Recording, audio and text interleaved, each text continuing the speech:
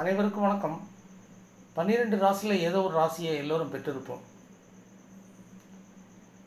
அவரவர் பெற்றிருக்கும் ராசியின் அடிப்படையில் உங்களுடைய வாழ்க்கை தொடக்கம் முதல் இறுதி வரை கையிருப்பு பணம், அதாவது ஸ்டாக் மணி எந்த அளவுக்கு தொடர்ந்து நமக்கு இருக்கும், நாம் வாழ்நாள் சம்பாதிக்கக்கூடிய வருமானத்தில் எல்லாவித செலவும் போக எப்போதுமே கையிருப்பு பணம் எந்த அளவுக்கு இருக்கும் என்ற ஆய்வில் பார்க்கும்போது நீங்கள் எந்த ராசியை பெற்றிருக்கிறீர்களோ அந்த ராசிக்கு தனக்காரகன் என்று சொல்லக்கூடிய குருவின் அடிப்படையாக வரிசைப்படுத்தி பார்க்கும்போது, அதாவது அருளில்லாருக்கு அவ்வுலகமில்லை பொருளாருக்கு இவ்வுலகம் என்று சொல்வார்கள். அதன் கேட்க மேசத்திலிருந்து மீன் வரை கணக்கு பண்ணும்போது இந்த குரு பகவான் கூடவே சுக்கிரனை சேர்த்துக்கோங்க.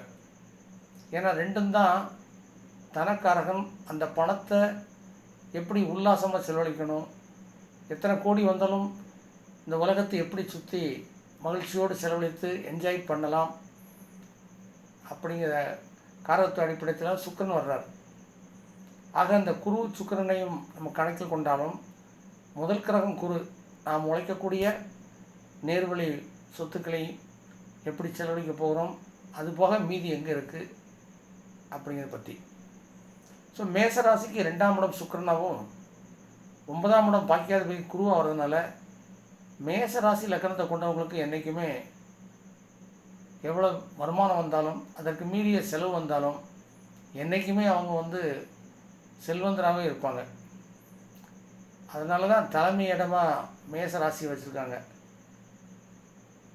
அடுத்து விருச்சிக ராசி, காலபுருஷ அமைப்படி 8வது இடம், அது மேசத்தினுடைய செவ்வாயினுடைய மறு வீடு. அந்த 8ஆம் வீட்டுக்கு தனக்காரகன் 2-5 கூடியவரை வர்றார். பூர்வ புண்ணியாதிபதி அவர் தான் தனக்காரன் வர்றான். அப்படிங்கும்போது விருச்சிக ராசியை சேர்ந்தவர்களும் அவங்க எவ்வளவு மறைச்சி வச்சுருக்காங்க அவங்க உழைப்பில் அப்படிங்கிறது யாருக்குமே தெரியாது. அந்த அளவுக்கு நிறைய சொத்துக்கள் அதிபதியாக வெளியுலகுக்கு தெரியாமல் ரகசிய முறையில் பல கோடிக்கணக்கான செல்வந்தருக்கு அவங்க தான் யோகக்காரங்க. அடுத்து 3வது சொல்லணும்னா சிம்ம ராசி, பாக்கியாதிபதி 8ஆம் அதிபதி. இந்த ஸ்தானத்தில் குரு தான் வர்றார். 8ஆம் அதிபதியாக வந்தாலும் அந்த குரு சிம்ம ராசிக்கு ஒரு நண்பருங்க அடிப்படையில் பூர்வ புண்ணியாதிபதியாகவே 5ஆம் வீட்டுக்கு அவர் வர்றதுனால இவர்கள் அரசியல் அதிகாரம் போன்ற வேலையின் மூலமாக எதுவுமே வேலை பார்க்கணும்னு பரவாயில்ல, தன்னுடைய வாய் திறமையை கொண்டு ஈட்டக்கூடிய சக்தி இவருக்கு தான் இருக்குது. ஏன்னா அவங்க சிம்மராசி என்பதனால. ஸோ இவங்களுடைய பொருளாதாரமும் கையிருப்பு பணம் குறைவதற்கான சாத்தியக்குறை கிடையாது. குறைந்த போதிலும் ஏதோ வழியில் அரசியல் சம்பந்தமாக அரசியல் தொடர்பில் பணம் வந்து கொண்டே இருக்கும். அடுத்து பார்த்திங்கன்னா ரிஷப ராசி எடுத்துக்கலாம். ஏன்னா ரிஷப ராசிக்கு 8ஆம் அதிபதியாகவும் 11ஆம் அதிபதி லாபாதிபதியும் வர்றார். ரிஷபராசிக்கு பகைவராக இருந்தாலும் அவர் உபசய ஸ்தானமாக லாபம், அவர்களுடைய வருவாயில் எவ்வளவு செலவு போனாலும் அந்த லாபம் என்பது அவர் கையிருப்பு பணம் குறையப்படுறதில்லை, இருந்துக்கிட்டே இருக்கும். ஏன்னா அது சுக்கிரனுடைய வீடும் கூட. ஸோ அப்படின்னு பார்க்கும்போது 5ஆம் இடம் 4ஆம் இடம் ரிஷபராசியாக வருது.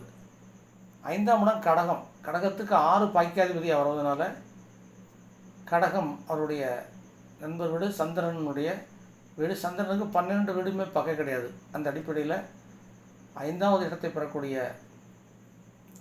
கடகராசியை சேர்ந்தவர்கள் நிறைய பணம் செலவு செய்தால் தான் நீர் போல் எவ்வளோ தான் மற்றவற்ற குறையாத அமுதசுரி போல் அவங்களுக்கு வந்து கொண்டே இருக்கும். ஸோ அந்த அடிப்படையில் அவர்களுக்கும் கையிருப்பு பணம் அதிகம் இருக்கும்.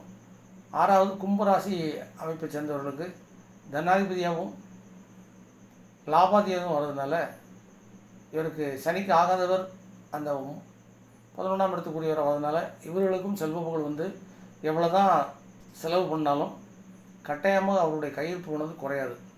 ஸோ 12 ராசியில் இந்த அமைப்பில் தான் பார்க்கும்போது இவர்களிடத்தில் தான் பணம் அதிகமாக கையிருப்பு இருக்கும் என்பது ஆய்வு மூலமாக தெரிந்து கொள்ளலாம். மற்ற ராசிக்காரர்களாம் பணம் இருக்காதுன்றது கிடையாது, எல்லாமே இது மேலோட்டம்தான்.